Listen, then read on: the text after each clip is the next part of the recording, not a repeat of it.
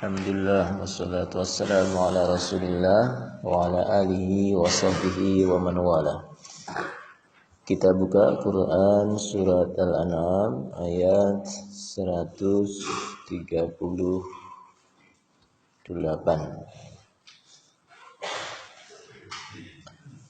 A'udzu billahi minasy syaithanir rajim.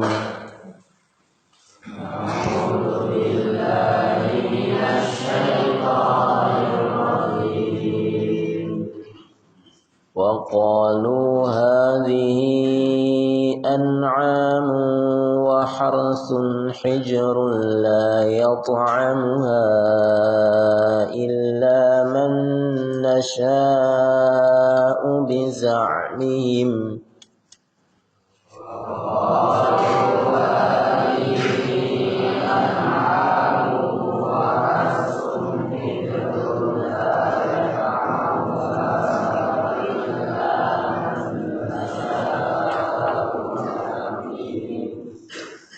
إلا من نشاء بزعمهم وأنعام حرمت ظهورها وأنعام لا يذكرون اسم الله عليها افتراء عليه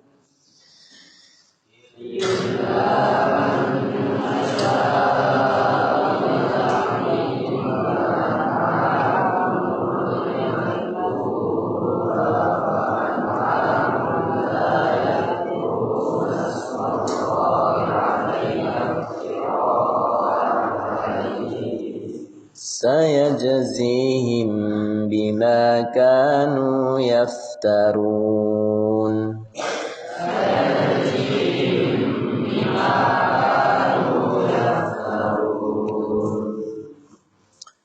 Dan mereka mengatakan, inilah binatang ternak dan tanaman yang dilarang. Tidak boleh memakannya kecuali orang yang kami kehendaki, menurut anggapan mereka. Dan ada binatang ternak yang diharamkan menungganginya, dan binatang ternak yang mereka tidak menyebut nama Allah di waktu menyembelihnya, semata-mata sengaja membuat kedustaan terhadap Allah. Kelak Allah akan membalas terhadap apa yang selalu mereka ada-adakan. Ikhwah rahimakumullah, dalam ayat ini Allah masih menceritakan tentang kedurhakaan orang-orang kafir Quraisy. Orang-orang kafir Quraisy yang pada ayat sebelumnya diceritakan mereka, para pemimpin mereka memerintahkan kepada pengikutnya untuk melakukan sesuatu yang di luar nalar, di luar naluri seorang manusia, yaitu membunuh anak-anak perempuan mereka, mengubur mereka hidup-hidup hanya karena takut miskin, takut menjadikan malu keluarga, dan tentu karena ingin dipersembahkan kepada berhala-berhala mereka. Nah, dalam ayat ini Allah ceritakan kembali kedustaan yang dilakukan oleh orang-orang kafir ini, yaitu mereka mengharamkan apa yang dihalalkan oleh Allah. Mengharamkan apa yang dihalalkan oleh Allah. Mereka katakan bahwa ada beberapa makanan atau binatang, tanaman yang aslinya halal dikonsumsi adalah itu haram bagi beberapa orang. Nah, di sini ditafsirkan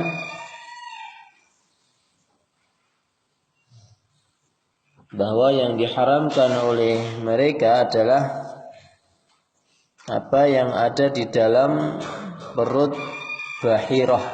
Bahirah itu unta betina yang dirobek telinganya, yang diharamkan untuk ditunggangi. Dan saibah, yaitu berupa janin atau susunya, adalah milik berhala mereka. Itu halal bagi kaum laki-laki, tapi haram bagi kaum wanita yang sudah menikah.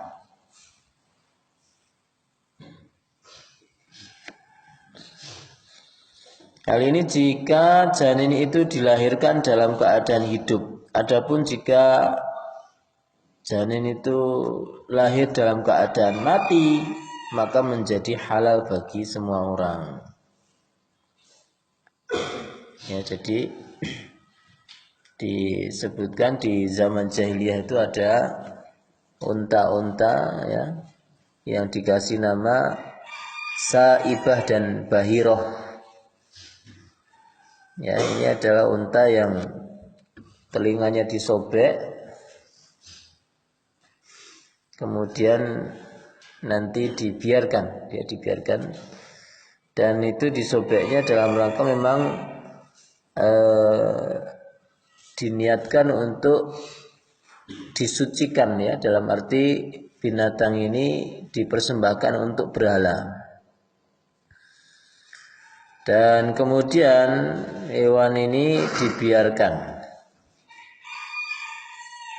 Hewan ini diliarkan maksudnya, ya, diliarkan karena memang diperuntukkan untuk berhala. Nah, ketika hewan atau unta ini hamil, maka janinnya itu ada yang haram, ada yang halal. Halal bagi laki-laki, haram bagi wanita yang sudah menikah. Ini aturan mereka sendiri. Ya, ini tidak disebutkan dalam Al-Quran. Ini orang-orang jahiliyah membuat aturan sendiri. Sudah kalau lahir dalam keadaan mati, ya, kalau ini unta ini melahirkan terus anaknya itu mati, baru boleh semuanya dikonsumsi. Padahal ini mah sesuatu yang diharamkan, ya, tapi malah boleh, mereka katakan ini boleh dikonsumsi. Tapi ini juga bisa berlaku pada domba juga, ya. Jadi ini pokoknya intinya semua hewan yang dipersembahkan kepada berhala, ya, ini namanya adalah hewan yang haram dikonsumsi bagi beberapa orang, ya, yaitu haram bagi wanita dan halal bagi laki-laki, yaitu hewan yang namanya Bahirah dan Saibah. Bagaimana di zaman sekarang, yang mungkin kita dapati kalau di kaum muslimin ada beberapa orang juga yang menganggap beberapa hewan itu tidak boleh dikonsumsi, atau sebaliknya bahkan hewan-hewan yang diharamkan oleh Allah menjadi halal. Ini juga termasuk mirip perbuatan orang-orang jahiliyah, mengharamkan apa yang Allah halalkan dan menghalalkan apa yang Allah halalkan.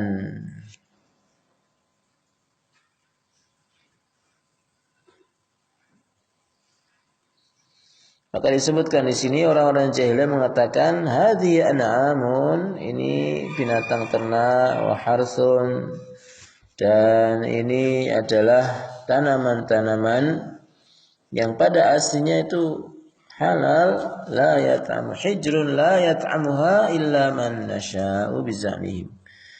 Itu menurut anggapan mereka ini diharamkan untuk ditunggangi, bahkan bukan hanya dikonsumsi, bahkan ditunggangi juga nggak boleh, dinaiki, ya, Padahal aslinya itu binatang yang boleh dinaiki, boleh dikonsumsi, disembelih maksudnya. Kalau miliknya sendiri ya. Menjadi sesuatu yang diharamkan atas mereka. Mereka membuat undang-undang, peraturan, syariat sendiri, mengatasnamakan Allah, membuat kedustaan terhadap Allah. Jadi mereka membuat aturan itu ya mereka nisbatkan kepada aturannya Allah. Padahal Allah enggak ada menyebutkan dalam Al-Quran, dalam kitab-kitab suci sebelumnya bahwa hewan-hewan ini diharamkan atas beberapa orang.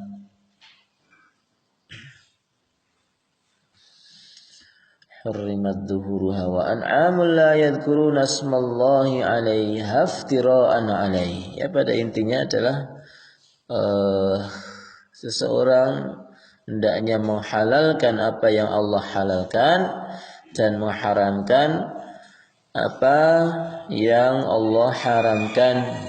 Tidak boleh mengada-adakan di dalam syariat agama ini sesuatu yang tidak dibuat oleh Allah Subhanahu wa taala. Karena syariat ini adalah haknya Allah. Manusia tidak boleh membuat syariat, undang-undang yang terkait dengan agama ya, terkait dengan keyakinan di luar apa yang Allah buat. Tapi kalau undang-undang syariat, undang-undang atau peraturan di luar masalah agama dan tujuannya adalah untuk menjaga ketentraman, keamanan, keselamatan ya manusia itu boleh. Misalnya manusia kan sekarang membuat undang-undang lalu lintas ya dalam rangka untuk keselamatan berkendara. Membuat undang-undang peraturan desa misalnya.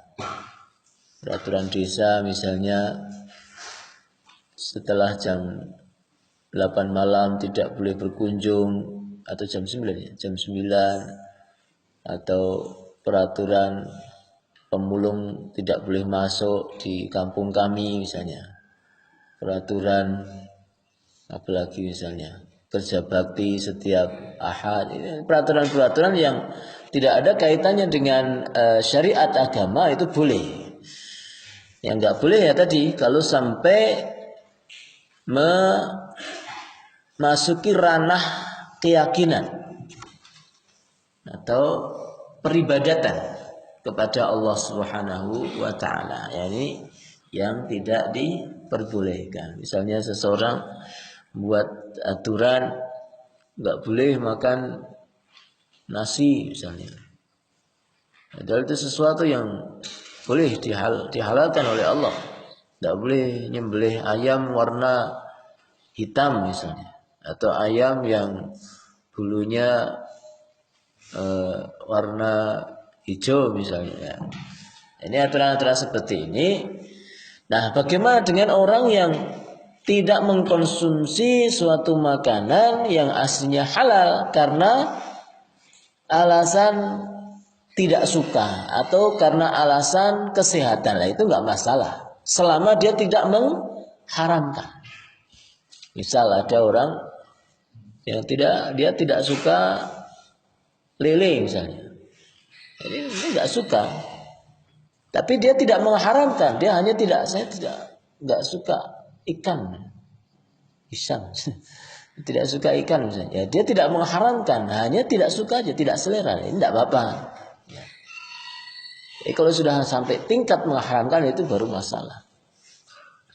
Atau ada juga orang yang tidak suka karena alasan kesehatan. Ada orang yang dilarang oleh dokter untuk tidak minum yang manis-manis karena dia punya diabetes, penyakit diabetes. Jadi dalam tubuhnya sudah terlalu banyak gula sehingga dia tidak membutuhkan gula lagi atau sudah berlebih glukosanya. Nah, ini dia tidak mengkonsumsi ini dalam rangka untuk menjaga kesehatannya, nggak apa-apa. Tapi tidak boleh kemudian dia sampai tingkat mengharamkan. Itu nggak boleh, haram. Kamu nggak boleh kayak gitu. Gak boleh minum itu, saya sakit kok. Ini gara-gara saya. Nah, ini masalah. Karena di zaman ini kadang-kala ada beberapa orang yang berlebihan dalam hal ini. Apa-apa nggak boleh, apa-apa nggak boleh. Padahal itu sesuatu yang aslinya itu dibutuhkan oleh tubuh dan manfaat saja selama tidak berlebihan. Kalau segala sesuatu yang berlebihan itu sudah dilarang dalam agama ini. Makanya ada ayatnya kulu washrabu wala tusrifu. Makan minum jangan berlebihan. Misalnya gula itu kan ada kebutuhan gula kita sehari berapa. Nah, itu jangan berlebihan. Diabetes ya. Atau garam ya. Garam itu juga boleh-boleh saja. Semua makanan yang kira-kira dibutuhkan oleh tubuh itu halal selama tidak berlebihan. Ini saya terus ingatkan ya para santri untuk tidak berlebihan mengkonsumsi makan minum yang tidak sehat. Ya, makanan dan minuman yang banyak pewarna, banyak pengawet ya, yang rasanya tajam-tajam. Nah, itu tidak layak ya. Bahkan kalau memang sangat membahayakan tubuh itu bisa sampai tingkat ke haram. Segala sesuatu yang membahayakan itu menjadi haram. Wala tulqu biaidikum ila tahlukah. Allah memerintahkan kita jangan binasakan dirimu, jangan lemparkan dirimu dalam kebinasaan. Artinya jangan melakukan segala tindak yang membahayakan nyawa, membahayakan kesehatan tubuh kita.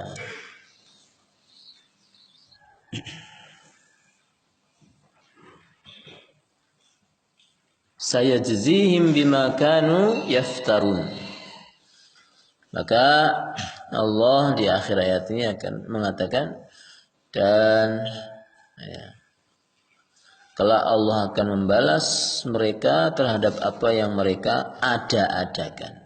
Jadi mengada-adakan syariat itu sesuatu yang sangat berbahaya dosanya, karena Allah akan balas dengan siksa yang keras. Karena berarti sudah memalsukan sesuatu di dalam agama ini yang tidak difirmankan oleh Allah. Ini yang disebut sebagai perkara bid'ah, perkara yang diada-adakan. Yang bahkan pelaku-pelaku bid'ah itu banyak yang merasa perbuatannya itu mendatangkan pahala, padahal sebaliknya. Ya, justru malah mendatangkan dosa. Kalau kita mau makan atau kita mau melakukan sesuatu apapun, itu timbangannya adalah syariat. Kalau syariat membolehkan, silakan. Kalau syariat tidak membolehkan, ya jangan. Jangan membuat sebuah keyakinan tersendiri di luar syariat ini. Demikian ikhwan, semoga ada manfaatnya. Wassallallahu ala nabiyyina Muhammadin wa ala alihi wa sahbihi ajma'in. Assalamualaikum warahmatullahi wabarakatuh.